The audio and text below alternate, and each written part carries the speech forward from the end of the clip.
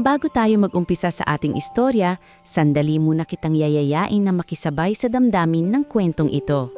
Habang binabasa mo ito, i-comment mo naman kung taga saan ka at anong oras ka nanonood ngayon. Nakakatuwang isipin na sa iba't ibang sulok ng mundo, may mga pusong sabay-sabay na nakikiramay, kinikilig, nasasaktan at umaasa sa bawat kwentong tulad nito. Kaya halika na, samahan mo ako sa isang istoryang huhugot sa puso mo at magpapaalala na minsan sa pinakasimpleng tao nanggagaling ang pinakadakilang kabutihan. Sa gitna ng masikip, maingay at laging nagmamadaling palengke ng San Gregorio, araw-araw na sumasalubong sa umaga si Ina Maristela na tila ba hindi pwedeng mapagod ang kanyang katawan at damdamin. Bago pa sumilip ang araw, gising na siya. Kapag ang karamihan ay mahimbing pa ang tulog, siya'y nakaupo na sa gilid ng lumang mesa sa kanilang maliit na bahay. Hawak ang lapis at isang punit-punit na kwaderno kung saan niya isinusulat ang puhunan, benta at utang. Anak, matulog ka pa ng kaunti, 3:00 pa lang. Mahina, ngunit puno ng pag-aalalang sabi ng kanyang inang, si Sabelina, habang nakasandal sa dingding. Umiling si Hina at bahagyang ngumiti. Kung matutulog pa ako, Nay, mauunahan na naman tayo sa murang gulay. Baka pagdating natin sa bagsakan, puro latak na lang maabutan natin. Sa sulok ng bahay ay natutulog pa ang nakababatang kapatid niyang si Toting, 16 na taong gulang, payat ngunit matalino. Kahit luma ang uniforme nito at minsan ay basag ang tsinelas, pinipilit ni Hina na huwag maputol ang pag-aaral nito. Iyon na lang ang tanging pangarap na buo pa sa dibdib niya, ang makapagtapos si Toting at hindi manatiling nakakulong sa hirap na ilang taon nang kinagisnan. Mula nang namatay ang kanilang ama na si Lando sa isang aksidente sa pier 5 taon nang nakalipas, si Hina na ang tila naging kalahating ama at buong panganay sa pamilya. Hindi na siya natuloy sa pag-aaral. Ang kursong pangarap niya noon, pagiging guro, ay napalitan ng pagtitinda ng talong, sitaw, kalabasa at kung ano-anong kakaning gawang bahay ng kanyang ina. Pagsapit ng 4:00, nasa palengke na sila. May manipis na hamog pa sa ere pero sa loob ng pamilihan ay tila gising na ang mundo. May sumisigaw ng presyo ng isda, may nagtatawaran sa karne, may kargador na naghahabulan sa makitip na daanan at may nag-aaway na agad kahit hindi pa sumisikat ang araw. Hina, dito ka na kumuha, preskong ampalaya, sigaw ng isang biyaherong supplier. Sa susunod na lang Kuya Rodel, kulang po ang dala kong puhunan ngayon, sagot niya habang maingat na pumipili ng gulay na kaya ng kanilang budget. Sa kabilang pwesto naman ay nakamasid si Nemia, isang kapwa tindera na halos kaedad lamang ni Hina. Maganda rin si Nemia, ngunit matalim ang mga mata nito at madalas ay may halong inggit ang tingin kay Hina dahil kahit mas maliit ang puhunan nito, mas maraming suki si Hina.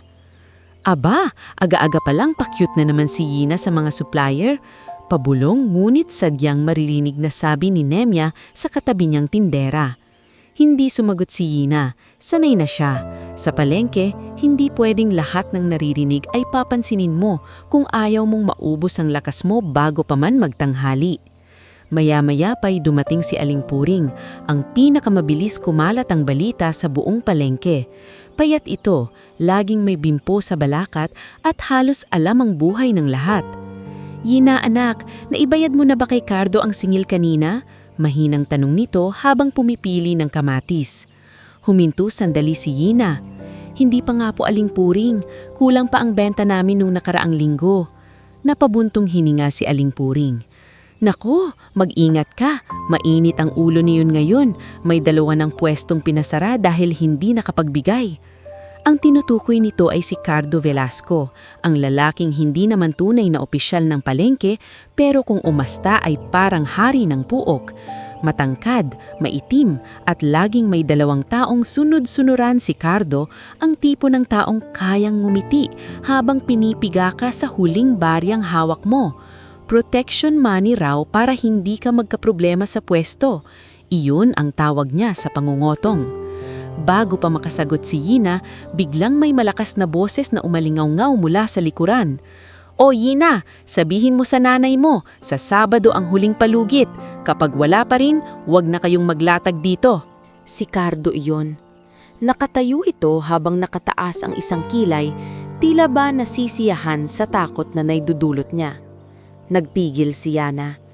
Cardo, pwede bang sa susunod na linggo na lang? May binabayaran pa po kaming gamot ni nanay.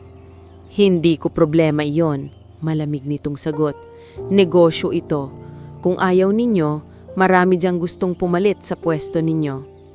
Nagsimulang magtinginan ng ilang vendor, nakakahiya, ngunit mas masakit kay Yana ang katotohanang wala siyang maipangtutol. Mabuti na lamang at dumating si Mang Isko Bulldog, ang kargador sa palengke na palaban ng katawan pero mabuti ang puso. Hoy Cardo, umagang-umaga nang bubulabog ka na naman, sabi ni Mang Isko habang ibinababa ang isang sako ng repolyo. Kung maningil ka, dumaan ka sa tamang usapan, hindi iyong parang may-ari ka ng buong palengke. Humalakhak si Cardo. Ikaw na naman, Isko, huwag kang makialam sa hindi mo negosyo. Kapag mahihina ang binabantaan mo, magiging negosyo ko talaga, madiing sagot ni Mang Isko. Saglit na nanahimik si Cardo. Kita sa mukha nito na gusto niyang magwala pero ayaw muna niyang gumawa ng eksena. Tumingin siya kay Yana at nanlilisik ang matang nagsabi, "Huwag mong kakalimutan ang sinabi ko." Pagkaalis nito, saka lamang nakahinga ng maluwag si Yana. "Salamat po, Mang Isko," sabi niya. "Wala iyon," sagot ng lalaki. "Pero mag-ingat ka, kapag gipit na gipit ang ahas, mas nanunuklaw." Lumipas ang oras. Dumami ang tao, umingay ang palengke, at unti-unting gumulong ang isang ordinaryong umaga sa tila ordinaryong araw. Ngunit para kay Yana, bihira ang tunay na ordinaryo. Sa bawat pagtitinda niya ay may kasabay na pangamba. Magkano ang kikitain? Sapat ba iyon sa pagkain, pambayad sa utang, at baon ni Tuting kinabukasan? Bandang tanghali, halos wala ng pahinga ang dalaga. Nakangiti siya sa mga suki, ngulit namamanhid na ang likod at braso niya kakabuhat. "Yana, dagdagan mo nga ng 2 pirasong kamatis, suki mo naman ako," sabi ng isang mamimili. Ngumiti si Yana. "Sige po Ate Ina, basta sa akin pa rin kayo bibili bukas ha." "Ewan ko ba sa'yo, kahit gipit ka, mabait ka pa rin." Bahagyang natahimik si Yana pagkatapos noon. Mabait. Madaling sabihin ang salitang iyan kapag hindi ikaw ang sinusubok araw-araw. Maya-maya pa, dumating si Tuting na pawis galing eskwela. "Ate, may quiz ako kanina, baka mataas ako." "Talaga? O halika, kumain ka muna," sabi ni Yana habang inaabot ang nakabalot na kanin at itlog. "Hindi na ate, ikaw na lang, mukhang hindi ka pa kumakain." "Mas kailangan mo iyan. Nag-iisip ka sa school. Ako, sanay na sa gutom." Napayoko si Tuting. "Ate, kapag nakatapos ako, ikaw naman. Pag-aaralin kita." Napangiti si Yana pero may kirot sa puso. "Huwag mo na akong isipin. Ikaw ang unahin mo." Bago pa sila makapag-usap ng mahaba, may narinig na sigawan sa kabilang pasilyo ng palengke. "May matanda rito! Hala, hindi gumagalaw!" Napaangat ang ulo ni Yana, agad siyang napatayo. Ang karamihan ay napapalapit, ngunit walang gustong humawak. Ganoon naman madalas, maraming usisa, kaunti ang tunay na tumutulong. Nakakita siya ng isang matandang babae na halos gusgusin ng kasuotan, nangingiti mang laylayan ng saya, magulo ang buhok at namumutla ang labi. Nakahandusay ito sa tabi ng nagtitinda ng lugaw, hawak-hawak pang isang supot na tila may lamang tinapay. "Lola, naririnig niyo po ako?" tanong ni Yana habang mararang inaalalayan ng ulo. Bahagyang dumilat ang matanda, ngunit parang lutang. "Tubig," mahinang usal. "Mang Isko, pakiabot po ng tubig," sigaw ni Yana. Dumating agad si Mang Isko. "Dalhin na natin sa ospital." "Bakit mo pa dadalhin? Wala namang kamag-anak dyan," singit ni Nemya sa likod. Ngunit hindi pinansin ni Yana ang sinabi nito. Mas nangingibabaw sa kanya ang awa kaysa takot. Kita sa mukha ng matanda ang pagod na parang ilang araw nang hindi nakakakain ng maayos. Tuting, bantayan mo muna ang pwesto. Nay, susunod po ako mamaya. Mabilis na sabi ni Yana. Ano? Anak, saan mo dadalhin iyan? Wala tayong pera. Nag-aalalang sabi ni Sabilina. Hindi ko po kayo kayang pabayaan, Nay. Sa mga sandaling iyon, walang lohika sa isip ni Yana, kundi ang katotohanang kung hahayaan nila ang matandang iyon sa gilid ng palengke, baka hindi na ito umabot ng gabi. Sa tulong ni Mang Isko at ng tricycle ni Aling Puring, napilit pang hiniram sa kakilala na isugod nila ang matanda sa charity ward ng ospital ng bayan. Habang nasa biyahe, napapansin niya na ang kakaibang ayos na mga kamay nito. Bagamat marumi ang pananamit, halatang ang mga kamay ay minsang nasanay sa mas marangyang buhay. Makinis ang kutis sa kabila ng pagtanda at may bakas pa ng dating singsing sa palasingsingan. Pagdating sa ospital, sinalubong sila ng nurse sa emergency area. Sino ang kasama ng pasyente? Tanong ng nurse. Ako po, sagot ni Yana. Kamag-anak? Saglit siyang natigilan. Hindi po, nakitang hinimatay sa palengke. Napatingin ng nurse sa kanya, tila nagtataka kung bakit siya pa ang nag-abala. Sige, kailangan natin siyang i-assess agad. Ilang minuto ang lumipas na parang oras sa tagal ng paghihintay. Nakaupo si Yana sa labas ng kurtina ng charity ward, hawak ang mumurahing bag na may lamang perang pambili sana nila ng bigas sa gabing iyon. Hindi niya alam kung magkano ang magagastos, hindi niya alam kung sino ang matandang iyon, at hindi niya alam kung paano niya ipapaliwanag sa sarili niyang pamilya kung bakit muli na naman siyang nagpakabayani sa panahong sila mismo ay halos walang mailaban sa buhay. Lumabas ang isang doktor na may seryosong mukha. Kayo ba ang kasama ng pasyente? Opo, Doc. Severe ang dehydration niya, mahina rin ang katawan, kailangan pa ng tests para malaman ang iba pang kondisyon niya. Mabuti at nadala ninyo agad. Napapikit si Yana sa bahagyang ginhawang naramdaman. Buhay pa. Iyon muna ang mahalaga. Doc, maingat niyang tanong, wala po ba talagang kasama ang lola?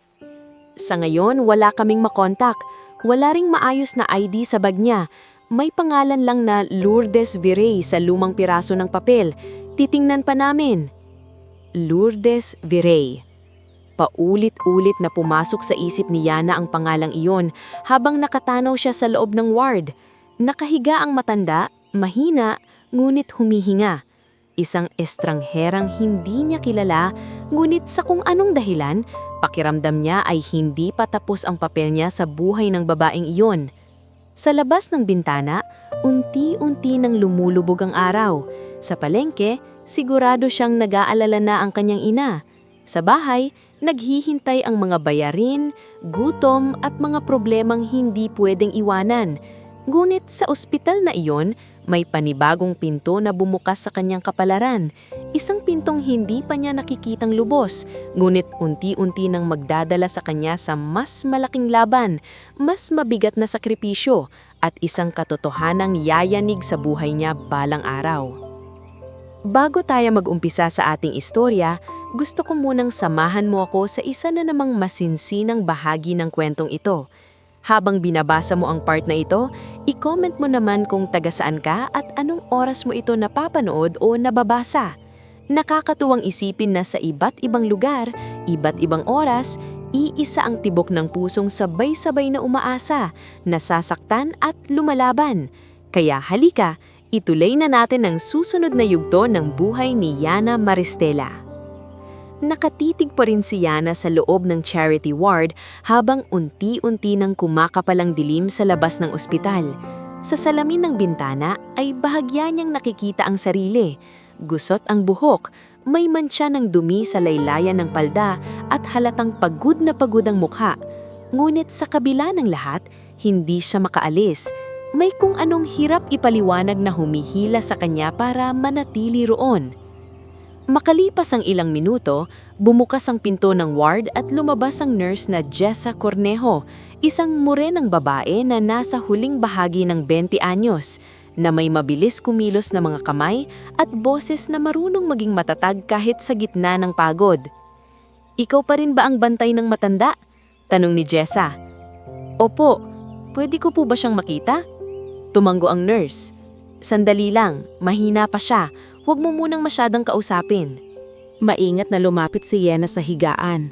Nandoon ang matandang babae, nakapikit ngunit mas maayos na ang paghinga. Sa ilalim ng ilaw ng ospital, mas luminaw ang anyo nito. Hindi man maayos ang kasuotan, kapansin-pansin pa rin ang pino nitong mga buto sa mukha at ang kakaibang dignidad na tila hindi kayang burahin ng kahirapan. Maya-maya pa, bahagyang dumilat ang matanda. "Nasaan ako?" Halos pabulong nitong tanong. "Nasa ospital po kayo, Lola," mahinahon na sabi ni Yena. "Hinimatay po kayo sa palengke, dinala po namin kayo rito." Napakurap ang matanda, saka tumingin sa kanya ng tila naguguluhan. "Ikaw? Ikaw ang nagdala sa akin?" "Opo." Sandaling nanahimik ang babae, pagkatapos ay mahina itong nagsalita. "Bakit mo ginawa iyon? Hindi mo naman ako kilala." Hindi agad nakasagot si Yena, bahagya siyang napangiti. "Hindi naman po kailangang kilala para tulungan." May kakaibang lungkot na dumaan sa mukha ng matanda. Matagal na akong hindi nakakakita ng taong ganyang magsalita. Bago pa makapagsalita si Yena, pumasok ang doktor na kanina niyang nakausap. May hawak itong chart at mas mabigat ang ekspresyon kaysa kanina. "Kayo ba ulit ang kasama?" tanong nito kay Yena. "Opo, Dok. Kailangan natin ng ilang laboratory tests. Mukhang hindi simpleng dehydration lang ito." Kinabahan si Yena. "Ano po bang ibig ninyong sabihin?" "May palatandaan na mahina ang kidney function ng pasyente. Hihintayin natin ang resulta ng tests, pero kailangan ninyo siyang bantayan. Kapag lumala ito, baka kailanganin ng mas masusing gamutan." Parang humigpit ang dibdib ni Yena. Kidney. Hindi niya gaanong alam ang sakit na iyon, pero sapat na ang mabigat na tono ng doktor para maintindihan niyang hindi iyon basta-bastang problema. Nang makaalis ang doktor, napapikit ang matanda at pila napapagod sa ilang salitang narinig. "Ano po bang pangalan ninyo, Lola?" tanong ni Yena. Saglit munang natahimik ang babae bago sumagot. "Lourdes. Lourdes Virey." "Wala po ba kayong pamilya? Matawagan man lang?" Nangingilid ang luhang napalingon si Lourdes sa kisame. "Wala akong dapat gambalain." "Pero Lola." "Anak, may mga taong kahit buhay pa, matagal nang nawawala." Natigilan si Yena sa sagot na iyon.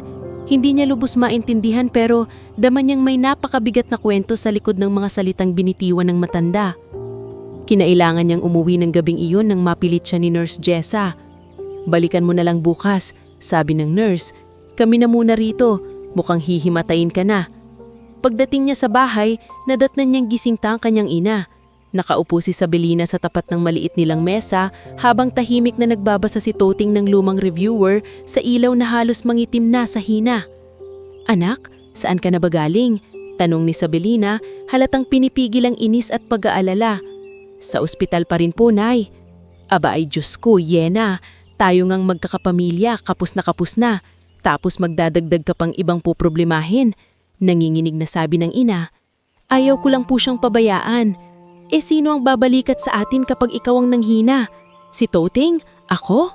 Napataas ang boses ni Sabelina. "Hindi sa wala kang puso, anak, pero minsan kailangan mong isipin na may sarili ka ring pamilya." Tahimik lang si Toting sa gilid pero kitang-kita ni Yena ang pag-aalala sa mga mata nito. Umupo siya at marahang hinawakan ng kamay ng ina. "Nay, hindi ko po pinabayaan kayo. Babawi po ako sa pwesto bukas. Pero kung iniwan natin siya roon, baka hindi na siya umabot." Napapikit si Sabelina. "Yan ang problema sa iyo, Yena. Napakabuti mong bata. Natatakot akong isang araw may masasamantalahan yan." Hindi na sumagot si Yena dahil sa totoo lang, iyon din ang kinakatakutan niya. Pero sa gabing iyon, mas malinaw sa kanya ang bigat ng konsensya kaysa bigat ng pagod. Kinabukasan, maaga siyang bumalik sa palengke ngunit sa gitna ng pagtitinda ay hindi mapakali ang isip niya. Nang magtanghalian, dumalaw uli siya sa ospital dala ang lugaw at isang malinis na duster na hiniram pa ni Aling Puring. "Buhay pala ang alaga mo," tusong sabi ni Mia. Hindi siya pinansin ni Yena. "Ay nako, Huwag ka na masyadong maawa. Baka mamaya ikaw pa ang maubusan ng buhay niyan. Sa halip na pumatol, mabilis na umalis si Yaina. Ngunit pagkatalikod niya, may kung anong malamig na pumasok sa dibdib niya. Hindi dahil sa insulto, kundi dahil sa tila malas na ideyang maaaring totoo ang sinabi nito. Sa ospital, mas maayos na ang kalagayan ni Lourdes, ngunit halatang nanghihina pa rin ito. Nang makita si Yaina, bahagya itong napangiti. Bumalik ka. Opo, dinalhan ko po kayo ng lugaw. Hindi ka pa rin ba sumusuko sa pag-aalaga sa akin? Hindi naman po kayo sagabal. Tahimik na tumingin si Lourdes sa kanya. Hindi mo alam kung gaano katagal ko nang hinintay na may magsalita sa akin ng ganyan. Habang pinapakain niya ang matanda ng dahan-dahan, napansin niyang may kakaibang refinement sa kilos nito. Paraan ng paghawak ng kutsara, manner ng pananalita, at ang pagbigkas ng mga salita na hindi karaniwan sa mga taong kalye ang naging buhay. Lola, dati po ba kayong guro? Tanong ni Yaina. Napatingin si Lourdes sa kanya. Bakit mo na itanong? Parang hindi po kayo lumaking ganito ang buhay. Bahagyang ngumiti ang matanda, ngulit agad din iyong nawala. Maraming bagay ang nawawala sa isang tao kapag sabay-sabay siyang naubusan ng tiwala at tahanan. Hindi man malinaw, ramdam ni Yaina ang lalim ng sugat ng matanda. At sa bawat araw na lumilipas, hindi na lamang awa ang nararamdaman niya. Unti-unti nang may kasamang malasakit na halos parang pamilya. Makalipas ang 3 araw, ipinatawag siya ng doktor. Miss Yaina, may kailangan kaming ipaliwanag sa inyo, sabi nito sa maliit na consultation room. Naroon din si Nurse Jessa, nakatayo sa gilid na tila handang sumalo kung sakaling mabigatan si Yaina sa maririnig niya. Ano po iyon, Doc? Kabadong tanong niya. Umayos ng salamin ng doktor. Nakuha na namin ang buong resulta ng tests ni Lourdes V. Confirmed na nasa malubhang stage na ang sakit niya sa bato. Mahina na ang 2 kidney niya. Sa totoo lang, matagal na itong lumalala. Napalunok si Yaina. Ano pong kailangan? Sa ngayon, maaagapan pa sa gamot at dialysis. Pero kung magpapatuloy ang paghina, transplant ang pinaka-ideal na solusyon. Transplant? Halos babulong niyang ulit. Oo, kailangan ng donor, pero hindi ganoon kadali. Kailangang mag-match ang dugo, tissue type, at marami pang factors. Napatitig si Yaina sa sahig. Kahit hindi niya alam ang kabuuan ng proseso, ramdam niyang napakalayo niyon sa mundo ng mga tulad nilang hirap na nga sa pang-araw-araw na gastos. Kailangan ng donor, pero hindi ganoon kadali. Kailangang mag-match ang dugo, tissue type, at marami pang factors. Napatitig si Yaina sa sahig. Kahit hindi niya alam ang kabuuan ng proseso, ramdam niyang napakalayo niyon sa mundo ng mga tulad nilang hirap na nga sa pang-araw-araw na gastos. May pamilya po ba kayong nahahagilap? Tanong niya. Umiling ang doktor. Wala pa ring lumalapit. Wala ring maayos na kontak na mahanap. Sa mga sumunod na araw, lalo pang dumalas ang pagpunta ni Ina sa ospital. Minsan ay galing pa siya sa puyat sa palengke, diretso sa charity ward. Napapansin ito ni Lourdes. Anak, minsang sabi ng matanda habang nakatingin sa kamay ni Ina na may kalyo sa kakatrabaho. Bumalik ka na sa buhay mo. Huwag mong sayangin ang oras mo sa isang tulad ko. Bakit niyo po laging sinasabi iyan? Dahil wala naman akong maibabalik sa'yo. Ngumiti si Ina. Hindi naman po lahat ng ginagawa may kapalit. Napapikit si Lourdes at isang luha ang pumatak mula sa gilid ng mata nito. Kung alam mo lang kung gaano kasarap marinig iyan mula sa isang estranghera. Habang lumalalim ang samahan nilang dalawa, lalong bumibigat ang buhay ni Ina sa palengke. Dahil sa madalas niyang pagkawala, nababawasan ang benta nila. At higit pa ron, sinamantala iyon ni Cardo Velasco. Isang umaga, nadatnan ni Ina na may pula ng pintura ang gilid ng kanilang pwesto. Isang palatandaan na nasa listahan na sila ng mga pwedeng paalisin. Ano ito? Gulat niyang tanong. Lumapit si Cardo na may ngiting nakakailimbot. Babala, hindi charity ang palengke. Kung may oras kang mag-ampon ng estranghera, dapat may pera ka ring magbayad dito. Cardo, sinabi ko naman sa'yo, maghuhulog ako sa Sabado. Sabado? Akala ko ba mayaman na ang matandang inaalagaan? Baka naman may tinatago kang bayad, ha? Napatinin ng mga tao sa paligid. Narinig yun ni Nemya at agad pang dinagdagan. Oo nga, baka kaya todo bantay si Ina sa ospital. May minamanang kayamanan. May ilang natawa. May ilan ding napatitig kay Ina nang may pag-aalinlangan. Namula ang mukha niya sa hiya at galit. Wala akong kinukuha sa kanya. Talaga? Maanghang na sagot ni Cardo. Kung ganon, mas tanga ka kesa akala ko. Sa gilid, papalapit sana si Mang Isko pero pinigilan ni Ina sa tingin. Ayaw niyang lumaki ang gulo. Ayaw niyang dahil sa kanya, may iba pang mapasama. Ngunit sa gabing iyon, habang mag-isa siyang nag-aayos ng natirang gulay, muling sumagi sa isip niya ang sinabi ng doktor. Donor, match, transplant. Ilang araw matapos iyon, ipinatawag siyang muli sa ospital. Sa pagkakataong ito, mas seryoso ang mukha ni Nurse Jessa. Ina, sabi nito, pasensya na at sasabihin ko ito pero dahil ikaw ang laging kasama ng pasyente, tinanong ng doktor kung gusto mong magpa-initial compatibility screening. Natigilan siya. Ako? Huwag kang mabibigla. Suggestion lang ito. Minsan kasi may mga non-relative na nagmamatch. Natahimik si Ina. Parang saglit na nawala ang lahat ng ingay sa paligid. Ang tanging naririnig niya ay ang mabilis na kabog ng dibdib niya. Kung sakali po bang mag-match, hirap niyang sambit. Delikado po ba? Hindi agad sumagot si Jessa. May risk. Lahat ng operasyon meron, lalo na sa donor. Kailangan talaga iyong pag-isipang mabuti. Sa gabing iyon, hindi agad nakatulog si Ina. Nakatitig siya sa bubong ng kanilang bahay habang naririnig ang banayad na pag-ubo ng kanyang ina at mahimbing na paghinga ni Toting. Nasa isip niya ang mga utang, ang kinabukasan ng kapatid, ang mahina ng katawan ng kanyang ina at ang posibilidad na isang maling desisyon lang ay mawasak ang buhay na pilit niyang binubuo para sa pamilya. Pero kasabay niyon ay ang mukha ni Lourdes. Pagod, malungkot, at tila matagal nang naghihintay na may pumili sa kanya kahit minsan lang. Kinabukasan, maaga siyang nagtungo sa ospital. Nadatnan niya si Lourdes na tulog pa. Tahimik siyang naupo sa gilid ng higaan. Maya-maya, dumilat ang matanda. Bakit parang mabigat ang mukha mo? Hindi agad sumagot si Ina. Pagkatapos ay marahan niyang sinabi, Lola, kung sakaling may paraan para humaba pa ang buhay ninyo, gusto ko pong malaman.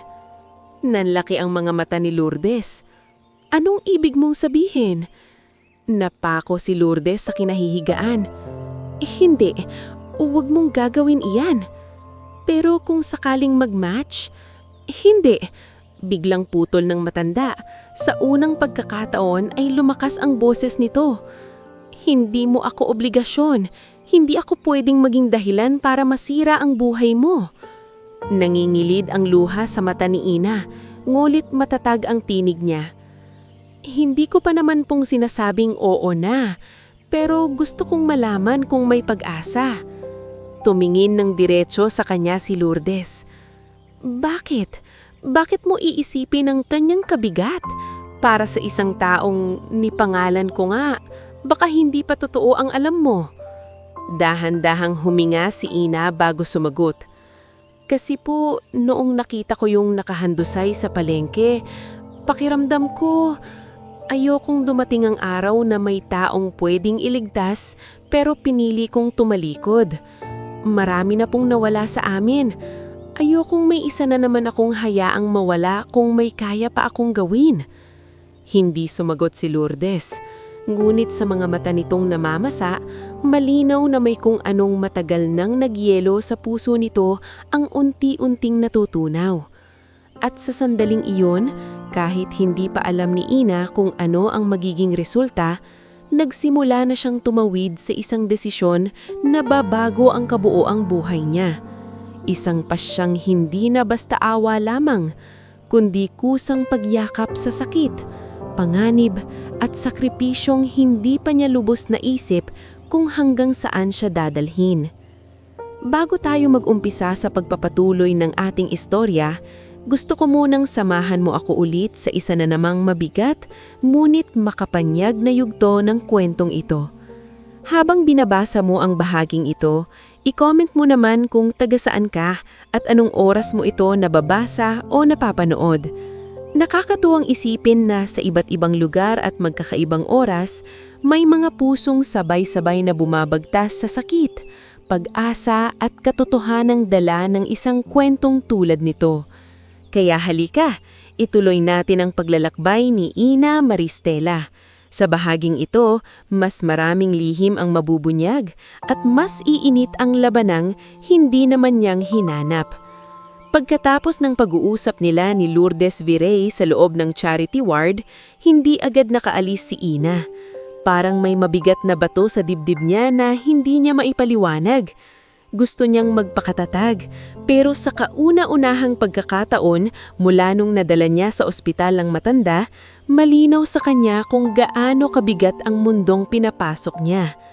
Nasa koridor siya nang lapitan siya ni Nurse Jessa Cornejo.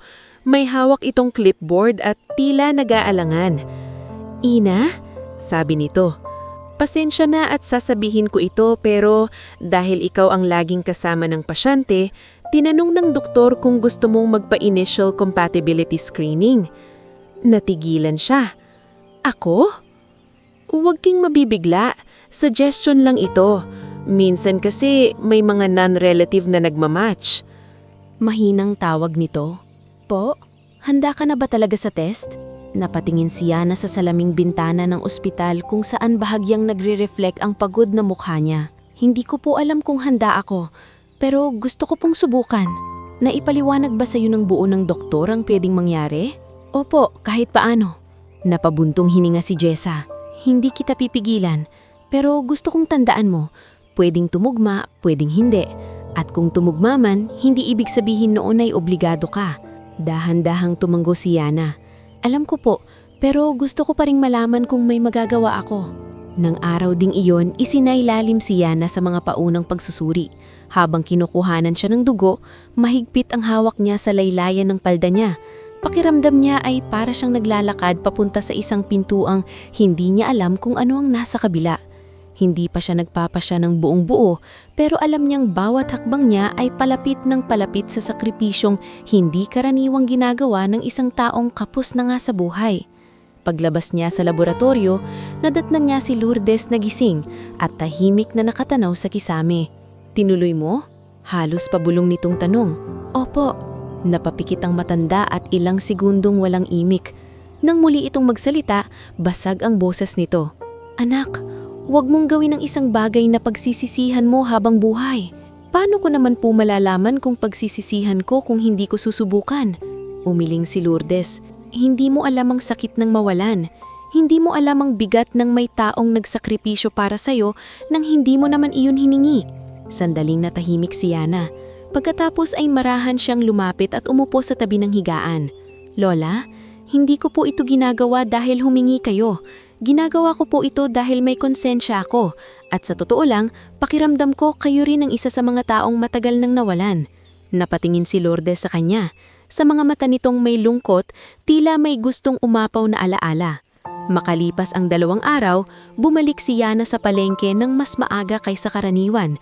Gusto niyang makabawi sa benta dahil halos sunod-sunod ang naging pagliban niya. Ngunit pagdating pa lang niya sa pwesto, may kakaiba na siyang naramdaman. Tahimik ang ilang kapit-tindera, may mga pasimpleng tingin, may mga bulungan. Ayan na, siya yung laging nasa ospital. Baka nga may napala na. Hindi pa man siya tuluyang nakakalapit sa pwesto nila, sinalubong na siya ni Nemya na nakapamaywang. "O Yana, kumusta ang mayamang mong matanda?" Napakunot noo si Yana. Anong ibig mong sabihin? Umismid si Nemya. Huwag ka nang mangpanggap. Balita sa kabilang hanay may espesyal ka raw na pasyente. Baka mamaya may iniwang mana sa'yo. Bago pa siya makasagot, naroon na rin si Cardo Velasco. May ningiting tila sabik sa gulo. Alam mo Yana, sabi nito ng medyo malakas para marinig ng iba. Kung may oras kang magbantay sa ospital at magpatest pa raw ng kung ano-ano, baka dapat may oras ka ring magbayad ng atraso mo rito. Wala akong atraso sa'yo, pigilang boses na sagot ni Yana. Hindi ka naman may-ari ng palengke. Halakhak si Cardo. Hindi ako may-ari, pero kaya kong ipasara ang buhay ninyo rito. Lumapit si Sabelina mula sa likuran, dala ng isang kaing ng suman. Cardo, awa ka naman. Nagbabayad naman kami kapag mayroon. Kapag mayroon? Kailan? Kapag namatay na ang inaalagaan ng anak mo at nakasingil na siya. Namula sa kahiyanan at galit si Yana. Napatingin ang mga tao sa paligid. Ngunit bago pa lumala ang esena, dumating si Mang Isko Bulldog at marahas na ibinagsak ang kargang sako sa malapit. Napakaingay mo na naman, Cardo. Kung maningil ka, gumamit ka ng papel, resibo at legal na basihan, hindi ang puro yabang. Isko, talinang tinging sagot ni Cardo, huwag mong susubukan. At huwag mo ring susubukang apakan ang mga mahihina. Balik ni Mang Isko. Hindi na muna sumagot si Cardo. Ngunit sa mga mata nito, nakita ni Yina ang isang malinaw na babala. Hindi pa tapos ang lalaking iyon. Nang hapon ding iyon, muling ipinatawag si Yina sa ospital. Hindi niya alam kung bakit, kaya nagmadali siyang isinara muna ang pwesto at iniwan si Toting kay Sabelina. Pagpasok niya sa maliit na opisina sa gilid ng ward, naroon si Nurse Jessa, ang doktor, at isang lalaking nasa mahigit 30 na may maomong mukha at nakabarong, ngunit hindi pormalang dating. Bitbit nito ang isang folder na tila punong-puno ng papeles. Miss Sina Maristela? Tanong ng lalaki. Opo. Ako si Ramel Dizona. Social worker po ako rito sa ospital. May problema po ba? Nagpalitan ng tingin ng doktor at si Ramel. Pagkatapos ay marahang sinabi ng social worker, may gusto sana kaming ipakita sa inyo at baka may maitutulong ka rin. Mula sa folder ay inilabas ni Ramel ang ilang gamit na na-recover sa lumang bag ni Lourdes. Isang punit na panyo, lumang rosaryo, isang maliit na pendant at isang kupas na litrato ng isang batang lalaki kasama ang isang eleganteng babae.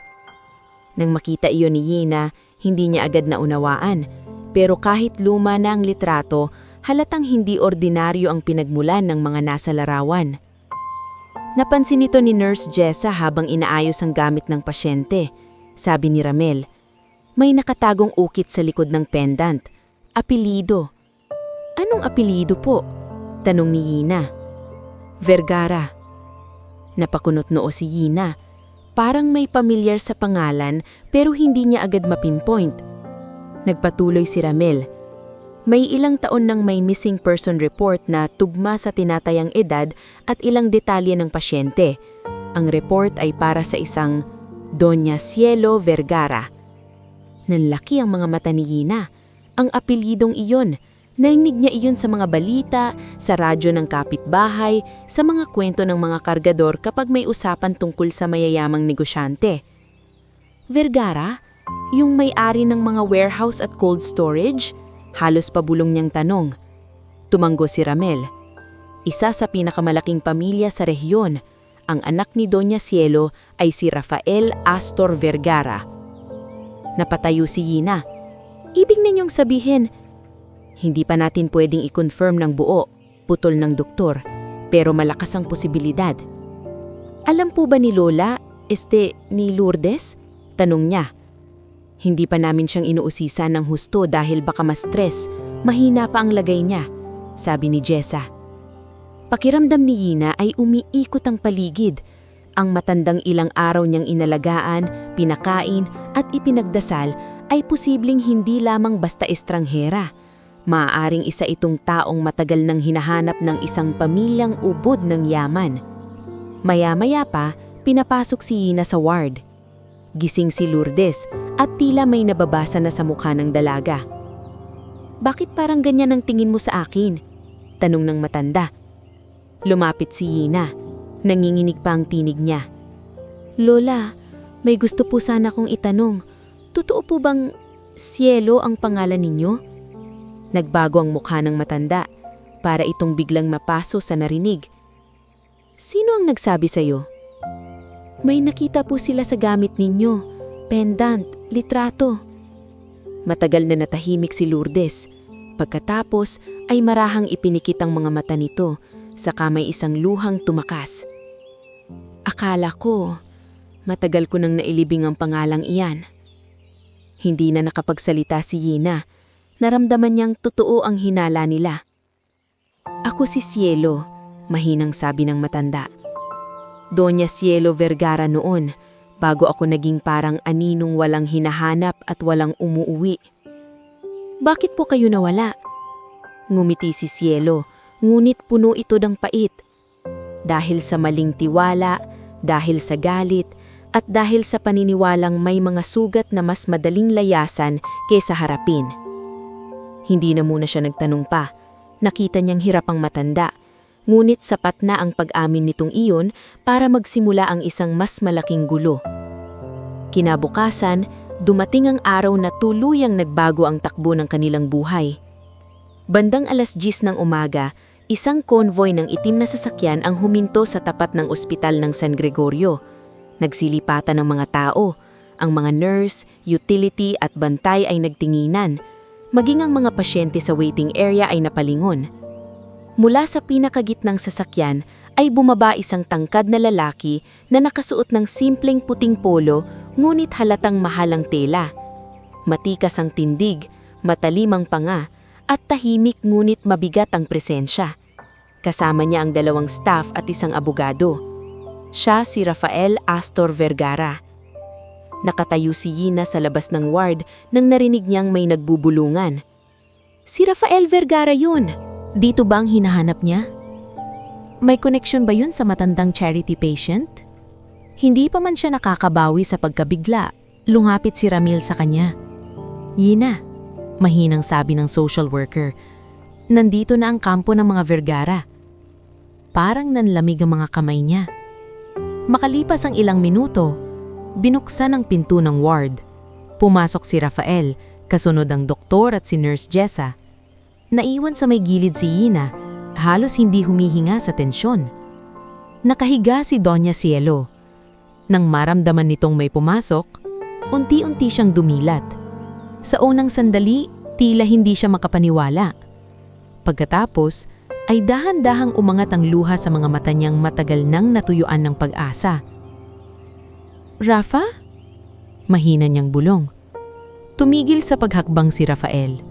Parang may bumara sa lalamunan niya.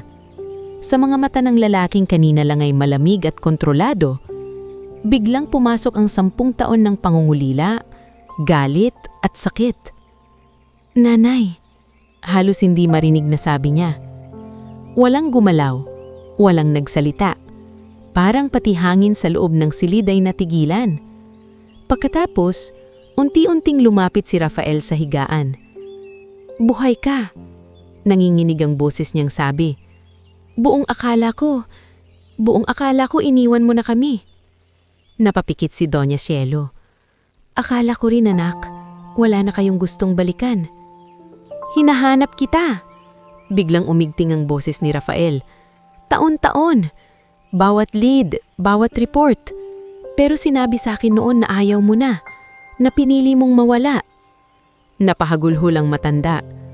Marami ring sinabi sa akin na hindi pala totoo. Napatingin si Yina sa kanilang dalawa. Ramdam na ramdam niya na hindi simpleng pagkawala ang nasa likod nito. May mas malalim na sugat.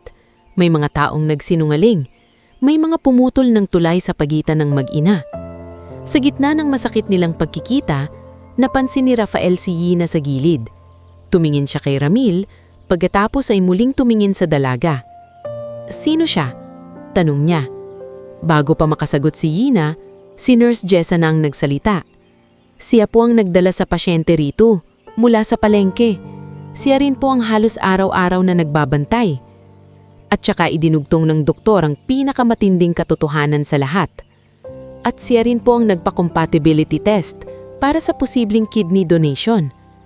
Napatitig si Rafael kay Yina. Wala itong sinabi sa unang sandali. Ngunit sa ekspresyon ng mukha niya, halatang hindi niya inaasahang may isang simpleng tindera mula sa palengke ang gagawa ng ganong kalaking sakripisyo para sa isang taong hindi nito kilala. Ako po si Ina. Mahina ngunit diretso niyang sabi. Wala po akong hinihingi. Gusto ko lang po siyang mabuhay. Matagal siyang tinitigan ni Rafael. Pagkatapos ay dahan-dahan itong yumuko ng bahagya. Isang kilos na hindi inaasahan ng kahit sinong nasa loob ng silid. Hindi ko pa alam kung paano ako magpapasalamat, sabi ng bilyonaryo. Pero habang buhay kong tatandaan ang ginawa mo para sa nanay ko. At sa sandaling iyon, kasabay ng pag-iyak ni Doña Cielo at ng bigat sa hangin ng muling pagkikita ng mag-ina, hindi pa alam ni Yina na ang pagkakabunyag ng lihim na ito ay simula pa lamang ng mas mainit na laban. Dahil habang may mga pusong muling nagtatagpo, may mga taong sa malayo ay nagsisimulang mangamba, matakot, at magplano kung paanong sisirain ang bagong liwanag na unti-unti nang bumabalik sa buhay ng mga Vergara at sa buhay niya. Bago tayo mag-umpisa sa pagpapatuloy ng ating istorya, gusto ko munang yayain kang muling sumabay sa agos ng kwentong ito. Habang binabasa mo ang bahaging ito, i-comment mo naman kung taga saan ka at anong oras mo ito nababasa o napapanood. Nakakatuwang isipin na sa iba't ibang lugar at oras, may mga pusong sabay-sabay na nasasaktan, lumalaban, at umaasa na darating din ang hustisya para sa mga taong matagal nang inaapi. Kaya halika, samahan mo ulit ako sa susunod na yugto ng buhay ni Yina Maristela. Sa bahaging ito, hindi lang lihim ang mabubunyag, kundi pati tunay na kulay ng mga kalaban na matagal nang nagtatago sa anino ng mga kalabangan. Matapos ang mabigat at emosyonal na pagkikita ni Rafael Astor Vergara at Doña Cielo sa ospital, hindi agad nakahinga ng maluwag si Yina. Bagkos, lalo pa niyang naramdaman na ang simpleng desisyong tumulong sa isang estrangherang matanda ay tuluyan ng nagbukas ng pinto sa isang mundong malayo sa dati niyang buhay. Isang mundong puno ng impluwensya, lihim, kapangyarihan, at mga taong handang manira para lamang mapanatili ang sariling interes. 2 araw matapos makilala ni Rafael ng buo si Yina, bumalik si Rafael sa ospital na wala na ang ilang kasamang abogado at staff. Sa pagkakataong iyon, mas simple ang dating niya. Parang mas anak siyang muling nakahanap ng ina, kaysa bilyonaryong kinakatakutan sa mundo ng negosyo. Sa koridor noon ay nandoon si Yina. Hawak ang paper bag na may lamang lugaw at biskwit para kay Doña Cielo. Nang makita siya ni Rafael, lumapit ito ng marahan. "Miss Yina," Tawag niya. Napahinto si Yana at agad yumuko ng bahagya. "Sir Rafael." "Rafael na lang," sagot nito. "Pakiramdam ko kasi kapag Sir Rafael ang tawag mo sa akin, lalo akong nagmumukhang malayo." Hindi napigilan ni Yana ang bahagyang pagngiti. "Nakasanayan ko na po." Tumanggo si Rafael. "May gusto sana akong sabihin. Una, salamat. Pangalawa, gusto kong akuin na ng pamilya namin ang lahat ng gastusin para sa paggamot ni Mama. At gusto ko ring tulungan ka sa anumang kailangan mo." Otomatikong umiling si Yana. "Hindi po kailangan." "Hindi dahil hinihingi mo," sagot niya, "kundi dahil karapat-dapat kang tulungan." Tumingin si Yana sa papel na hawak niya. "Ayokong sabihin ng mga tao na tumulong ako para may kapalit." May maikling katahimikan. Pagkatapos ay marahan na nagsalita si Rafael. "Alam mo ba kung bakit ako lalong humanga sa'yo? Dahil sa dami ng taong handang samantalahin ang sitwasyon, ikaw pa ang unang tumanggi." Hindi agad nakasagot si Yana. Sa totoo lang, gusto niyang tanggapin ang tulong para sa pamilya niya. Pagod na siyang magpakatatag araw-araw, ngulit mas malakas pa rin ang takot niyang masabihan ng kung ano-ano. Sa palengke pa lang, ramdam na niya kung paanong ang kabutihan ay pwedeng baliktarin at gawing tsismis. Nang pumasok sila sa ward, nadatnan nila si Doña Cielo na nakaupo na, sinasandala ng unan. Mas maaliwalas na ang mukha nito kaysa mga nakaraang araw, ngunit kitang-kita pa rin ang bigat ng mga taon sa mga mata. "Yana, halika," sabi ng matanda. "May gusto kong pag-usapan sa inyong dalawa." Umupo si Rafael sa kaliwang gilid ng higaan, habang si Yana naman ay tahimik na umupo sa silya sa kanan. Alam kong magulo ang lahat, umpisa ni Doña Cielo. Pero habang buhay pa ako at malinaw pa ang isip ko, gusto kong ituwid ang mga bagay na matagal nang binaluktot. Napatingin si Rafael sa ina. Mama, huwag mo munang pipilitin ang sarili mo. Huwag mo akong pigilan, Rafa, sagot nito. Ilang taon akong pinatahimik ng kasinungalingan. Tumahimik ang lalaki. Nagpatuloy si Doña Cielo. Noong mga huling taon bago ako mawala, may mga taong unti-unting lumapit sa bahay at opisina. Mga taong nagpakitang tapat. Isa roon si Verna Salcedo. Napakunot na noo si Rafael. Si Verna? Yung matagal ng personal aid mo? Tumanggo si Doña Cielo. Oo, siya ang isa sa pinaka-pinagkakatiwalaan ko noon. Kasunod niya si Benhur Salonga, ang legal aid na laging mong inaasahan sa mga papeles noong nagsisimula ka palang sumalo ng negosyo. Nag-iba ang timpla ng mukha ni Rafael. Anong kinalaman nila? Napapikit sandali si Doña Cielo bago magsalita. Unti-unti nilong pinutol ang komunikasyon natin. May mga sulat akong ipinadala sa iyo na hindi pala nakarating. May mga mensaheng sinabi nilang galing sa iyo na hindi ko alam kung totoo. Hanggang sa naniwala akong wala ka nang pakialam sa akin. Hindi totoo yon, madiing sabi ni Rafael, halatang natipigilan ng emosyon. Kahit kailan, hindi kita tinalikuran. Alam ko na mayon, nangingilid na sabi ng matanda.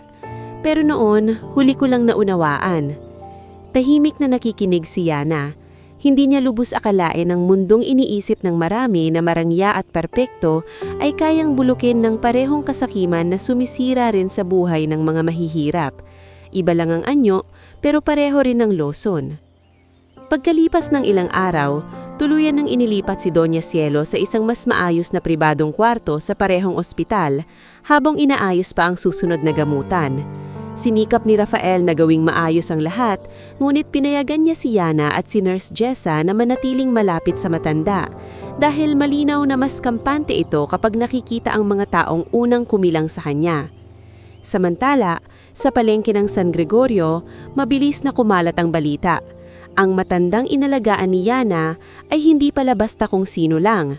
Isa pala itong Doña Cielo Vergara, ina ng bilyonaryong si Rafael Astor Vergara. At dahil likas na mahilig sa kwento ang palengke, iba-iba ang version ng chismis.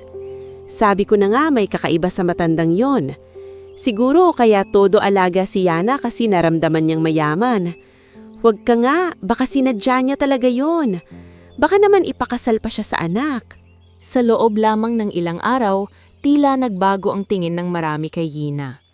May mga dating mababait na suki na biglang naging plastic ang ngiti.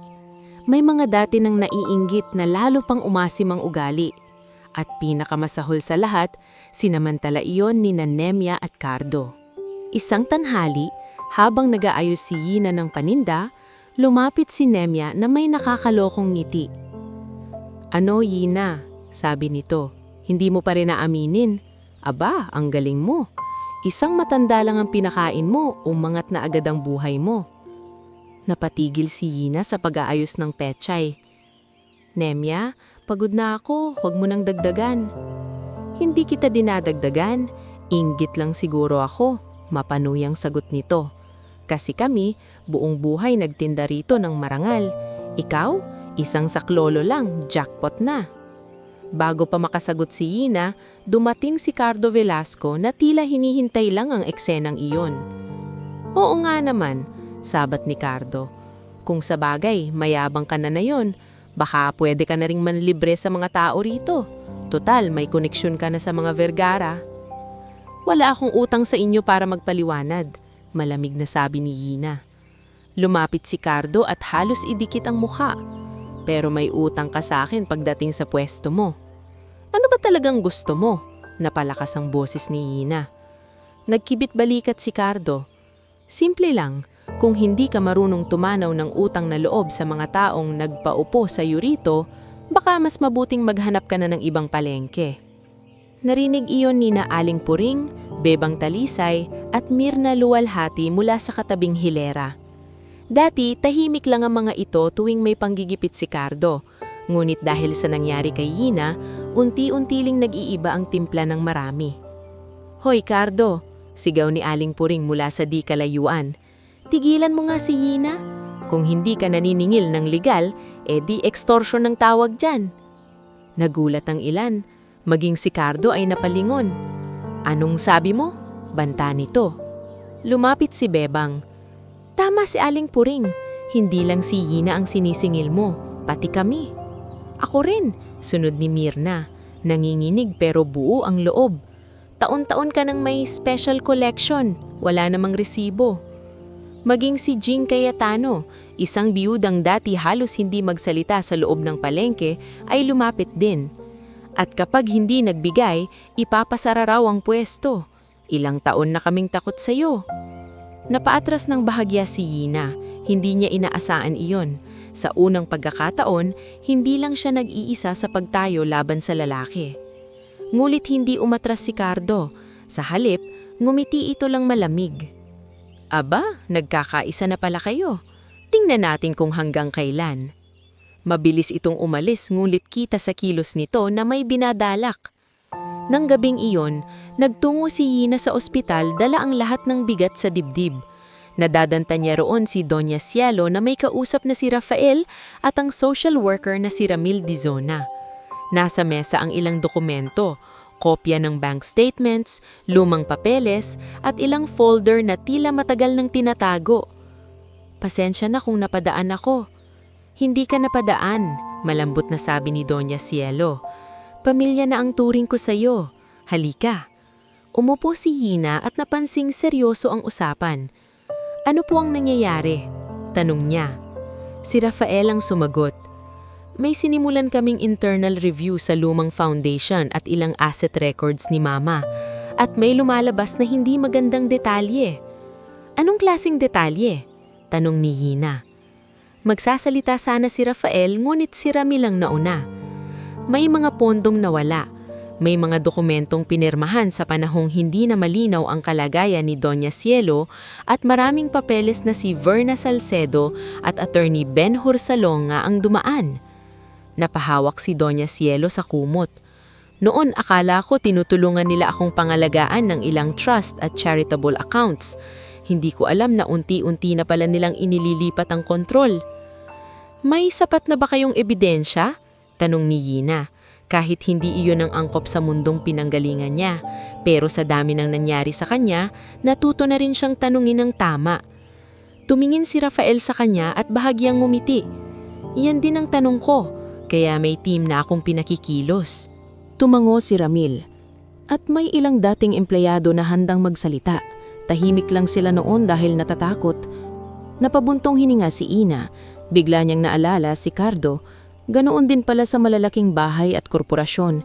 May mga nananahimik dahil sa takot habang ang masasama ay tumatapang dahil walang sumasalungat. Kinabukasan, isang bagong hakbang ang iminungkahi ni Doña Cielo na siyang tuluyang nagpasok kay Ina sa panibagong yugto ng buhay niya. "Rafa," sabi ng matanda, habang tahimik silang nag-aalmusal sa kwarto, "gusto kong tulungan si Ina hindi lang sa pera." "Ano po ang gusto niyo, Mama?" tanong ni Rafael. Napatingin si Doña Cielo kay Ina. "Ang dami kong nakita sa palengke noong mga panahong gala ako't halos wala nang makaalala kung sino ako. Doon ko nakitang hindi lang si Ina ang inaapi, buong hanay ng maliliyot na tindera at vendor ay walang boses. Gusto kong may mabuo silang samahan, isang kooperatiba." Nanlaki ang mga mata ni Ina. "Ako po?" "Oo," sabi ng matanda. "Hindi dahil gusto kitang gawing simbolo ng awa, kundi dahil nakita kong may malasakit ka sa tao at marunong kang magtiis nang hindi nawawala ang dangal." "Naku po, hindi ko kaya yun." "Kaya mo," putol ni Rafael. "At hindi ka namin pababayaan. Legal process, permit, bookkeeping, matutulungan ka namin. Pero ikaw pa rin ang haharap sa mga vendor. Kailangan nila ng taong pinagkakatiwalaan nila." Tahimik si Ina, hindi niya akalaing ang buhay niyang umiikot lang noon sa pagbangon ng madaling araw, pakikipagtawaran sa gulay at pag-iwas sa pambubuli ni Cardo ay biglang lalawak sa ganitong responsibilidad. Makalipas ang mga linggo, nagsimula ang munting pag-oorganisa. Sa tulong ni Ramil, Nurse Jessa na naging kaibigan na rin ng ilang vendor at ng ilang tauhan ni Rafael na hindi mayabang makitungo, unti-unting inaipaliwanag sa mga maliliit na tindera ang layunin ng kooperatiba, mga legal na permit, patas na presyo sa supplier, sama-samang pondo para sa emergency at proteksyon laban sa iligal na paniningil. Hindi agad naniwala ang lahat, may ilan pa ring takot. Paano kapag gumanti si Cardo? Tanong ni Jing. Paano kung kami ang mawalan ng pwesto? Dagdag ni Myrna. Huminga ng malalim si Ina at tumayo sa gitna ng maliit na covered court na hiniram nila para sa pulong. Nanginginig man ang kamay niya, buo ang tinig niya. Takot din ako, pag-amin niya. Araw-araw, pero kung lagi tayong takot, wala nang magbabago. Ilang taon na tayong tahimik, may nangyari ba? Mas lumala lang. Hindi ko kayo pinipilit, pero kung sasama kayo, pangako ko, hindi ko kayo iiwan sa gitna. Tahimik ang paligid pagkatapos nun, hanggang sa si Aling Puring ang unang tumayo. Ako, sasama ako. Kasunod si Bebang. Ako rin. Si Mang Isko na nasa likod lang at tahimik na nakikinig ay ngumiti at nagsabing, kung may mga api, nandito lang ako. Isa-isang tumaas ang kamay ng mga vendor at sa unang pagkakataon matapos ang napakaraming taon ng pang-aapi, may liwanag na unti-unting sumindi sa palengke ng San Gregorio. Ngulit sa kabilang panig ng bayan, sa isang mamahaling opisina sa lungsod, nasa kaharap sina Verna Salcedo at Attorney Benhur Salonga. Nasa telepono sila sa isang impormante na nagsabing buhay si Doña Cielo, nakabalik na sa piling ni Rafael at may mga lumang papeles ng sinusuri. Hindi pwedeng lumala ito, malamig na sabi ni Verna. Kapag nagsalita si matanda at makuha ni Rafael na witness, tapos tayo. Sagot ni Benhur habang hawak ang baso ng alak. Kailangan nating gumalaw bago pa mahuli ang lahat. At sa mismong gabing iyon, habang sa palengke ay may unti-unting pagbangon, sa anino naman ay nagsisimula ng bumuo ng mas mapanganib na galaw ang mga taong takot mawalan ng kapangyarihan. Samantala, si Ina, na dating simpleng dalagang nagtitinda lang ng gulay at suman, ay hindi pa man lubos na namamalayan na ang pagbibigay niya ng kabutihan sa isang hindi niya kilala ay nagiging ugat na ng mas malaking pagbabago. Hindi lang sa sarili niyang buhay, kundi sa buhay ng mga taong matagal nang sinikil, tinakot at pinaniwalaan na wala silang magagawa. Sa bahaging ito ng kanyang paglalakbay, unti-unti nang bumabangon ng bida at kasabay niyon, unti-unti na ring nauuga ang mga haliging kinatatayuan ng kanyang mga kalaban. Bago tayo mag-umpisa sa huling yugto ng ating istorya, gusto ko munang samahan mo akong namnamin ang bahaging ito. Dahil dito na natin makikita kung paanong ang kabutihan, kahit minsang inaapi at tinatapak-tapakan, ay pwede pa ring manaig sa dulo. Habang binabasa mo ang pagtatapos ng kwentong ito, i-comment mo naman kung taga saan ka at anong oras mo ito napapanood o nababasa. Nakakatuwang isipin na sa iba't ibang lugar, may mga pusong sabay-sabay na naghihintay ng hustisya, paghilom, at isang wakas na karapat-dapat para sa mga taong dumaan sa matinding pagsubok. Kaya halika, samahan mo ako sa huling bahagi ng buhay ni Gina Maristela, ang bahaging magpapatunay na may mga sugat na kayang maghilom, may mga nawawala na pwedeng matagpuan muli, at may mga simpleng tao na kayang baguhin ang kapalaran ng buong komunidad. Nagsimula ang huling yugto ng laban sa isang gabi ng tahimik na paghahanda. Sa ospital, mas maayos na ang kalagayan ni Doña Cielo Vergara. Hindi pa man ganap na malakas, malinaw na ang kanyang isip, mas maaliwalas na ang kanyang mukha, at higit sa lahat, buo na ang loob niyang harapin ang mga taong matagal na siyang ginawang kasangkapan. Sa kabilang banda, si Rafael Astor Vergara ay hindi na lamang anak na muling nakatagpo sa ina. Isa na rin siyang lalaking handang baklasin ang buong sistema na sumira sa kanilang pamilya. At sa gitna ng dalawang mundong iyon ay si Gina Maristela, ang dalagang minsang simpleng nagtutulak ng karito ng gulay sa palengke, ngunit ngayon hindi na lamang namumuhay para mabuhay. Unti-unti na niyang natututunang ipaglaban hindi lang ang sariling pamilya, kundi pati ang mga taong tulad niyang matagal nang walang boses. Isang hapon, nagpulong sila ni na Rafael, Doña Cielo, Ramil de Zona at ilang mapagkakatiwalaang tauhan sa isang conference room na ipinahiram ng ospital. Nakumpleto na namin ang ilang records, sabi ni Rafael habang inilalatag ang mga folder sa mesa. May unauthorized transfers mula sa lumang charitable accounts ng foundation. May pirma si Mama sa ilang papeles pero malinaw na ginawa iyon sa panahong wala na siyang wastong access sa impormasyon. May testimonya na rin tayo, dagdag ni Ramil. 2 dating staff ang handang humarap, isa sa accounting at isa sa household operations. Tahimik na nakikinig si Ina. Hindi man siya bihasa sa mga legal na usapan, nauunawaan niya ang sentro ng lahat. May mga taong yumaman at tumibay habang pinutol ang relasyon ng mag-ina at pinabayaan si Doña Cielo na maligaw at maghirap. Napahawak si Doña Cielo sa gilid ng mesa. Ayokong mamatay nang hindi itinutuwid ang lahat ng ito. Ayoko na rin pong hayaan kayong matakot pa, marahang sabi ni Ina. Napatingi sa kanya si Doña Cielo at gumiti siya. Anak, kung hindi dahil sa'yo, baka hindi ko na maranasan ang pagkakataong ito. Gumiti rin si Rafael, ngunit bakas pa rin sa mga mata niya ang matinding pagod. Hindi lang si Mama ang tinulungan mo, pati ako. Ngunit, habang may mga plano para sa hustisya, hindi rin natutulog ang mga kalaban. Sa isang madilim na kanto malapit sa palengke, nagkita si Cardo Velasco at isang lalaking tauhan ni Verna Salcedo. Hindi alam ni Cardo ang kabuoang laban ang pinapasok niya, pero sapat na ang perang inabot sa kanya para tanggapin ang atas. Takutin mo lang ang mga vendor, lalo na yung si Ina. Huwag niyong patigasin ang loob ng mga kasapi ng kooperatiba. Ano bang pakialam ninyo sa palengke? Tanong ni Cardo. Huwag ka na magtanong kung ayaw mong mawalan ng bayad. Ngumisi si Cardo. Sige, kaya kong paatrasin ang mga yan. Kinabukasan, mas lalong tumapang si Cardo sa palengke. Naglibot ito kasama ang 2 nitong tauhan, pinagbabantaan ng maliliit na vendor na umatras sa kooperatiba. Kapag sumali kayo riyan, huwag na kayong umasa sa pwesto. Sigaw nito sa gitna ng hanay ng mga tindahan. At huwag ninyong iisipin na dahil may kakilala kayong mayaman, matatakot ako.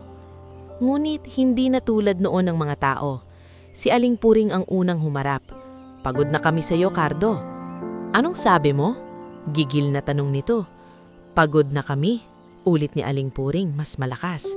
Ilang taon mo kaming kinikilan, ilang taon mo kaming pinatakot.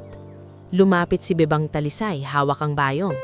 Hindi ka opisyal, hindi ka may-ari, wala kang karapatang maningil sa amin. Ako rin, singit ni Jing Cayetano. Kung may isasara, mas mabuti ng legal ang laban kesa araw-araw kaming luluhod sa'yo. Maging si Mirna Luwalhati na dati laging tikom ang bibig ay nagsalita rin. May kooperatiba na kami at may records na rin ng paniningil mo. Nanlaki ang mga mata ni Cardo. Mga baliw kayo, sinong nag-uudyok sa inyo?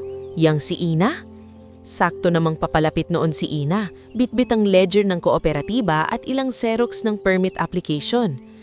Ako ang tumutulong sa kanila, pero hindi ako ang nagbigay sa kanila ng lakas ng loob. Sawa na lang talaga sila sa pang-aapi mo. Nagningnit si Cardo. Huwag kang mayabang, Ina. Isang tulong lang ng mayaman, akala mo kung sino ka na. Hindi po tulong ng mayaman ang dahilan kaya kami lumalaban, kundi dahil gusto naming maranasan ang patas na kabuhayan. Napatingin ang mga tao sa paligid. Ang dating ina na tahimik at iwas gulo ay iba na. Hindi dahil naging mayaman siya, kundi dahil natuto siyang magsalita sa tamang panahon. Ngunit hindi doon natakos ang banta. Nang gabing yon, habang sarado na ang palengke at taning mga ilaw sa poste ang nagbibigay liwanag sa paligid, may aninong dahan-dahang lumapit sa hanay ng mga bagong pwesto ng kooperatiba. May hawak itong lalagyan ng gasolina at basahan. Tahimik ang paligid, walang nakapansin. Ngunit hindi alam ng lalaki na ilang araw bago yon, ipinalagay ni Rafael ang ilang CCTV cameras sa paligid ng palengke sa pakikiusap na rin ni Mang Isko at ng mga vendor upang may ebidensya kung sakaling may manakot o manggulo. Pag-apoy ng maliit na bahagi ng trapal at kahoy sa gilid ng pwesto, agad na kumalat ang apoy. Mabuti na lamang at nagkataong naroon pa si Mang Isko sa kabilang dulo ng palengke dahil may inaayos itong delivery cart. "Sunog! Sunog!" sigaw niya. Nagsilabasan ng ilang bantay, kasama si Ina na nasa bahay na sana ngunit agad bumalik nang marinig ang gulo mula sa kapitbahay na tumawag kay Tuting. Si Rafael at ilang tauhan niya ay dumating din matapos makatanggap ng tawag mula sa isa sa kanilang naatasang security staff. Bagamat naagapan ng apoy at hindi tuluyang naabo ang mga pwesto, sapat na ang nangyari para manginig ng galit at takot ang lahat ng vendor. "Wala nang atrasan," sabi ni Ina habang pinagmamasdan ng nasunog na gilid ng kahoy at tarpaulin. "Pero paano natin mapapatunayan?" tanong ni Bebang. "Nanginginig ba ang boses?" Hindi sumagot si Ina. Si Rafael ang lumapit, hawak ang tablet kung saan nakasave ang kuha ng CCTV. "Mapapatunayan natin," malamig niyang sabi. Sa video, malinaw na nakita ang lalaki na nagsindi ng apoy. At bago ito tuluyang makatakbo, sandaling humarap ito sa ilaw, sapat para makilala bilang isa sa mga tauhan ni Cardo. Sa isa pang anggulo, kitang-kita rin si Cardo na naghihintay sa kanto sakay ng motorsiklo. Kinabukasan, hindi na sa palengke naghari si Cardo, kundi sa presinto siya dinala. "Ako? Wala akong alam dyan," sigaw ni Cardo habang kinakaladkad ng pulis. "Sabihin mo na lang sa investigador." Malamig na sagot ni Rafael. Mula roon, parang domino ang mga sumunod na pangyayari dahil sa pagkakadakip kay Cardo at sa pressure ng mga ebidensya, may ilan sa mga tauhan nitong nagsimulang magsalita. Lumabas na matagal na pala itong tumatanggap ng pera mula sa mga taong konektado kay Verna Salcedo upang guluhin ang mga vendor at lalo na si Hina dahil ayaw nilang tumibay ang loob ni Doña Shelo at ng mga taong nakapaligid dito. Habang nakatuon ang pansin ng pamilya Vergara sa pagbangon at sa kooperatiba, mas gusto ni na Verna at Ate Benhor na malunod sa gulo ang lahat para mailihis ang investigasyon. Ngulit, huli na ang lahat. Sa isang pribadong pagdinig na sinundan ng formal na pagsasampa ng kaso, isa-isang iniharap ang ebidensya laban kina Verna Salcedo at Ate Benhor Salonga. Peking endorsements, manipulated trust records, blocked correspondence, witness statements, at mga financial transfer na dumaan sa Shell accounts. Nang personal na humarap si Doña Shelo, hindi na niya itinago ang sakit at tapang sa boses. "Kayo ang sumira sa relasyong namin ng anak ko," sabi niya habang tuwid na nakatingin kay Verna. "Kayo ang nagkulong sa akin sa paniniwalang wala na akong pamilyang matatakbuhan. Pero hindi ninyo ako tuluyang naubos at hindi rin ninyo napigilan ang katotohanang bumalik." Tahimik ang silid. Si Rafael ay nakaupo sa likod, mahigpit ang mga kamao. Si Hina naman ay naroon din, hindi bilang tagapanood lamang, kundi bilang isa sa mga dahilan kung bakit umabot sa puntong iyon ang lahat. Sa dulo ng proseso, tuluyang inaresto sina Verna at Benhor. Hindi man iyon agad-agad naging katapusan ng mga kasong legal, nagsimula na ang kanilang pagbagsak. Na-freeze ang ilang assets, sinuspinde ang kanilang access sa mga natitirang account, at isa-isang lumayo ang mga dati nilang kakampi. Samantala, si Cardo ay hindi na muling nakabalik sa palengke. Ang kanyang pang-aapi ay tinuldukan hindi lang ng batas, kundi ng sama-samang pagtayo ng mga taong matagal niyang tinakot. Ngunit sa gitna ng tagumpay, may panibagong pagsubok na dumating kay Ina. Matapos ma-finalize ang preparasyon para sa transplant at dahil sa tuluyang pagpapayag ni Ina, matapos ang mahabang pag-uusap kasama si Sabelina, Tuting at ang mga doktor, na isagawa ang operasyon para sa kidney donation. Hindi naging madali ang desisyong iyon. Umiyak si Sabelina sa harap ni Doña Shelo. "Hindi ko po kayo masisisi kung bakit nangyari ito," sabi ni Sabelina. "Pero anak ko si Ina. Buong buhay ko na siyang nakikitang nagsasakripiso." Hinawakan ni Doña Shelo ang kamay ng ina. "Hindi ko siya aakuin bilang utang. Ipapangako kong iingatan ko ang kabutihang ginawa ng anak mo." Sa araw ng operasyon, tahimik si Ina, ngunit bago siya ipasok sa operating room, lumapit si Tuting kay Ina. Ate, nanginginig nitong sabi. Kapag natapos ito, ako na ang mag-aaral ng mabuti para sa ating lahat. Hindi na masasayang ang ginawa mo. Ngumiti si Yina at hinaplos ang pisngi ng kapatid. Hindi naman ito para suklian, Tuting. Basta magpakatino ka. Iyon na ang pinakamalaking tulong mo sa akin. Naging matagumpay ang operasyon. Nailigtas si Doña Cielo. Ngunit ilang araw matapos iyon, nagkaroon ng delayed complication si Yina. Bumagsak ang blood pressure niya, nagka-impeksyon at muling isinugod sa mas masusing pagbabantay. Sa unang pagkakataon matapos ang lahat, si Rafael ay nakita ni Nurse Jessa na naglalakad sa koridor na tila walang direksyon, halatang taranta. "Pakiusap, gawin ninyo ang lahat," sabi nito sa doktor. "At ginagawa namin." Si Doña Cielo naman ay bagamat mahina pa rin, ay napaiyak nang malamang nasa ICU si Yina. "Anak ko na rin siya, hindi ko kayang mabuhay na siya naman ang mawala." 3 araw ang dumaan bago tuluyang naging stable si Yina. Mahaba ang naging recovery niya. Hindi siya agad nakabalik sa palengke, hindi siya agad nakalakad ng diretsyo. May mga gabing naiiyak siya dahil pakiramdam niya'y mahina na ang katawan niyang dating sanay bumuhat ng sako at magtinda mula madaling araw hanggang gabi. Isang umaga, habang nasa wheelchair siya sa hospital garden, lumapit si Doña Cielo kasama si Rafael. "Humihingi ako ng tawad," sabi ng matanda. Umiling si Yina. "Bakit po kayo humihingi ng tawad?" Dahil minsan, naiisip kong baka napakalaki ang hiniling ng tadhana sa'yo para lang maibalik ako sa anak ko. Ngumiti ng bahagya si Ina. "Hindi po. Ang totoo, ngayon ko lang nakita na may mga taong handang mahalin at ipaglaban ako. Hindi dahil may silbi ako, kundi dahil tao rin ako." Tahimik na napaluha si Rafael sa narinig. Makalipas ang ilang buwan, tuluyan nang nakalabas ang ospital si Ina. Hindi na siya kasing lakas ng dati sa una, kaya hindi siya pinayagang magbuhat ng mabibigat. Sa halip, doon nagsimula ang panibagong anyo ng kanyang buhay. Sa tulong ng formal ng nairehistrong kooperatiba, si Ina ang naging pangunahing tagapangasiwa ng procurement at financial recording. Si Sabelina ang namahala sa maliit na kusina ng kooperatiba kung saan gumagawa sila ng suman, kutsinta at lugaw para sa mga vendor at mamimili. Si Mang Isko ang naging logistics head sa pagdadala ng mga paninda mula bagsakan. Sina Aling Puring, Bebang, Mirna at Ging ay naging core officers ng samahan. Makalipas ang 2 taon, ibang-iba na ang mukha ng palengke ng San Gregorio.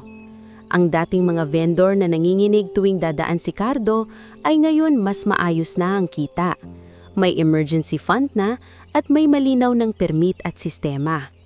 Si Tuting ay nasa kolegyo na, kumukuha ng medical technology, dala ng inspirasyong iniwan sa kanya ng sakripisyo ng kapatid at ng mga nurse at doktor na tumulong sa kanila.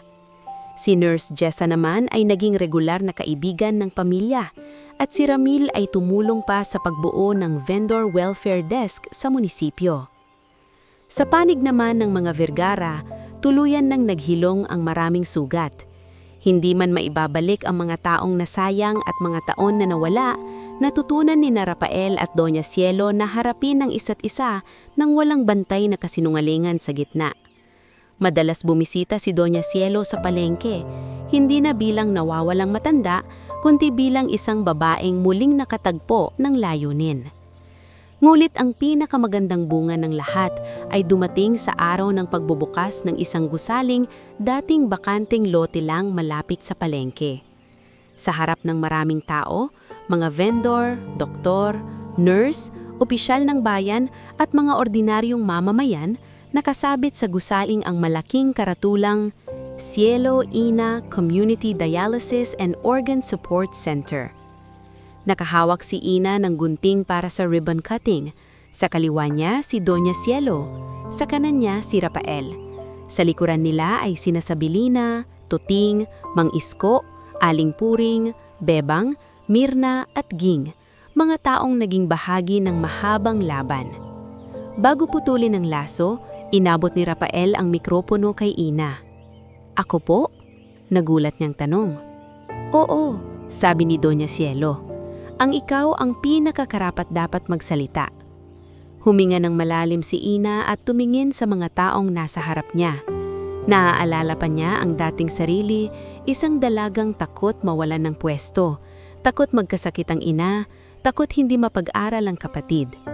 Ngayon, naroon pa rin ang kababaang loob pero wala na ang dating takot na mag-isa. Hindi ko po inakalang hahantong kami rito. Umpisa niya, nangingilid ang luha. Pero ang totoo po, hindi lang ako ang nagbago ng buhay niya. Siya rin ang nagbago ng buhay ko. At higit sa lahat, ang bawat taong narito ngayon, ang bawat vendor na lumaban, ang bawat doktor at nurse na tumulong, ang bawat taong tumayo sa tama. Kayo ang patunay na kahit gaano kahirap ang buhay, may pag-asa kapag hindi tayo tumatalikod sa isa't isa. Umuugong ang palakpakan sa paligid. Ngumiti si Ina at tumingin kay Doña Cielo. Hindi man kami magkadugo, pero pinagbuklod kami ng awa, sakripisyo at pangalawang pagkakataon. Pagkatapos noon, sabay-sabay nilang pinutol ang laso. Habang pumapalakpak ang mga tao at sinisinagan ng liwanag ng umaga ang bagong gusaling, napatingin si Ina sa paligid. Nandoon ang kanyang ina na mas maaliwalas na ang mukha. Nandoon si Toting na may mga librong hawak at pangarap na unti-unti nang natutupad. Nandoon ang mga vendor na dating takot at ngayon ay taas noon nang namumuhay. Nandoon si Doña Cielo na hindi na nawawala. At nandoon si Rafael, hindi na lamang bilyonaryong malayo sa kanila, kundi isang lalaking natutong maging mas buo dahil sa pagbalik ng ina at sa kabutihang hindi niya inaasahang manggagaling sa isang simpleng tindera. Sa wakas, naunawaan ni Ina na hindi pala nasusukat ang himala sa yaman, apelido o kapangyarihan. Minsan nagsisimula ito sa isang pusong tumigil, tumulong at tumangging tumalikod. At sa palengke ng San Gregorio, sa gitna ng ingay ng bagong araw, tuluyan nang nagsara ang lumang kabanata ng takot at pagkawala. At nagsimula ang isang mas maaliwalas, mas marangal at ganap na bagong buhay para kay Ina Maristela at sa lahat ng taong natutong muling umasa dahil sa kanya.